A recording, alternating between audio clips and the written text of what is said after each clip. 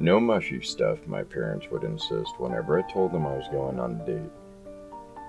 I figured it was what parents had to say. No one wants to think about their kids having a sex life. Just like how kids don't like to think of their parents having one. So I went on my dates and they were great. Lots of fun, countless good times, and yes, plenty of sex. Plenty of mushy stuff, as my parents would say as I rolled my eyes to the ceiling. Like any kid, I did my best to hide it from them. I was always careful. Protection was always involved. Although, with my most recent girlfriend, we sometimes took risks. Passion is a hell of a thing. I'd met her at work, and I was in love at first sight. Whenever we were alone, I just couldn't help myself. I'd like to say we started off slow, but that'd be a lie. We were physical from day one. Sadly, though, our romance was short-lived. Only a couple days after we'd met, I learned that she'd been transferred from the home where I worked to another location across town. My heart broke. I didn't have a car, and I walked everywhere. The news was devastating. I did my best to gather my thoughts, then I made a plan to sneak out in the middle of the night and visit her. She didn't know it yet, but it'd be our last time together.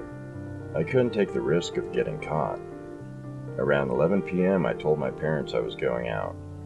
Don't forget the curfew, they warned. I nodded and left. After a long walk, I arrived. A little while later, I embraced my girlfriend, then held her shoulders and stared into her eyes. I took a deep breath and told her what was bothering me. I said I couldn't see her anymore. It was too risky. I couldn't traipse all the way across town in the middle of the night. My parents would kill me. I think she took it okay. It was sad though. I really cared for her. I cuddled her for a while, then we made quiet, passionate love. After we finished, we spooned and enjoyed the afterglow. Then I checked my watch. It was almost 3 a.m. I was 2 hours late for curfew. Where had the time gone? I swore and got up and began running. I made it home in 20 minutes. All the lights in the house were on. They'd been waiting for me, so I was fucked.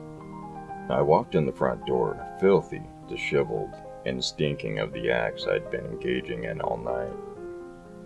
"You're late," my dad yelled. "How many times have we told you, no mushy stuff? And look at all the dirt you're tracking in." I looked behind me, and I'd left a trail from the front door all the way to the living room. My parents lectured me for a half hour. They were cruel and asked invasive, offensive questions. I didn't answer any of them. I just got madder and madder. When they realized they were getting nowhere, they just got up and went to bed. My mom told me how disappointed she was in me.